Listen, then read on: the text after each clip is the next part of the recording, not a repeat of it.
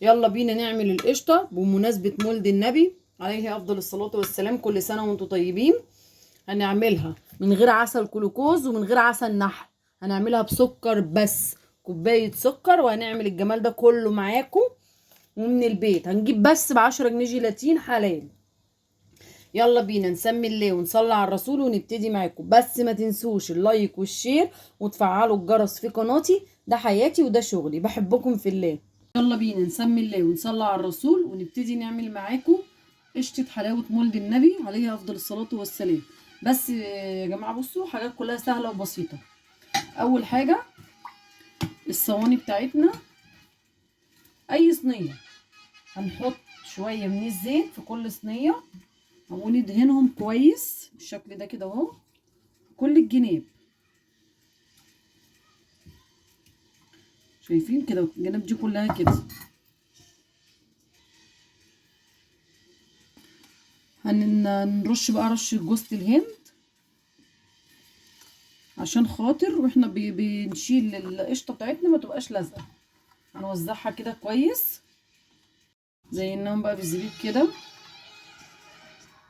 والتاني هنزينه بالشوكليت شيبس.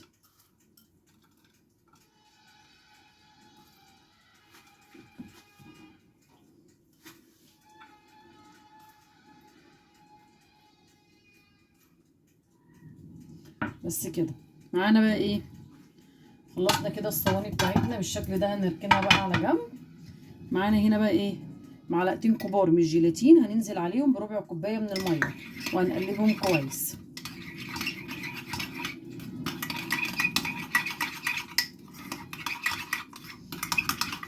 هنركنهم بقى على جنب. الشربات بتاعنا احنا اصلا ابتدينا فيه، حطينا كوبايه من السكر، كوبايه الشاي العاديه، كوبايه عليها تلت كوبايه من الميه. حطيناهم على النار لحد ما يغلوا. هنوريهم لكم برضو. ده سكر تموين عادي، احنا مش هنشتري سكر مخصوص. سيبناه بقى يغلي لمده 5 دقايق. اختبرناه بقى في الميه الساقعه، ميه من الحنفيه عادي. بصوا اهي اهي، بصوا مسك اهو اهو، شايفين اهو. تمام كده. هنشتغل بقى فيه على طول. احنا مش عايزين نطول عليك الفيديو عشان ايه ما نضايقكوش. هننزل بقى بالجيلاتين بتاعنا بعد ما عدى عليه بالظبط دقيقه. الله اكبر الله اكبر.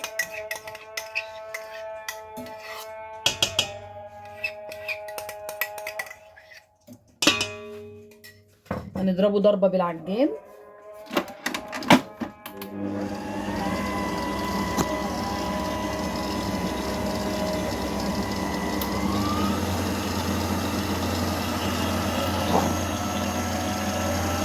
هننزل بقى بالشربات بتاعنا وهو سخن. انا ما حطيتش ولا عسل كلوكوز ولا عسل ابيض. انا حابه اعمله لكم بطريقه سهله وبسيطه عشان الناس ما تكلفش نفسها. اللي نفسه يعمل الحاجه لاولاده في البيت ما يكلفش نفسه، كلها حاجات موجوده في البيت. هو بس بايه، وكيس فانيليا كمان اهو.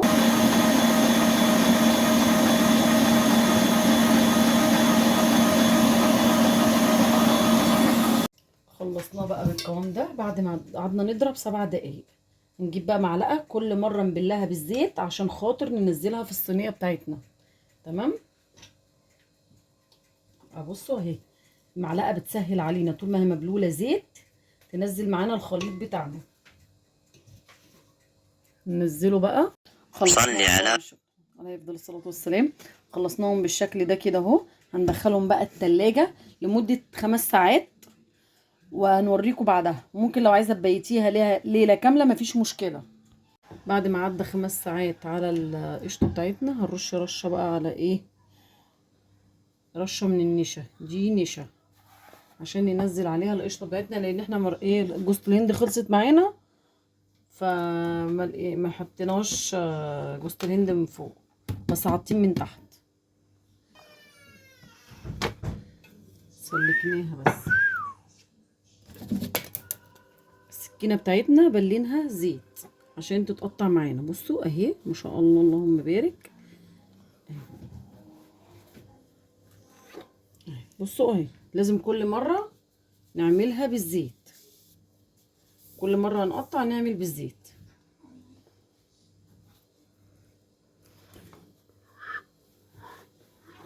بالشكل ده كده.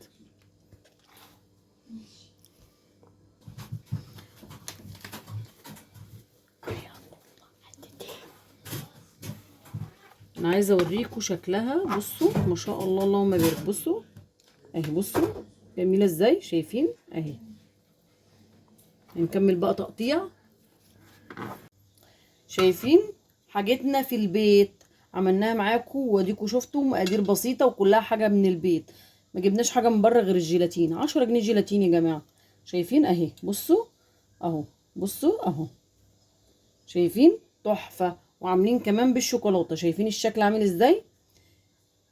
ما تنسوش بقى اللايك والشير وتفعلوا الجرس في قناتي. ده حياتي وده شغلي. بحبكم في الله. واللي بيتابعني يقول لي بيتابعني من اني بلد.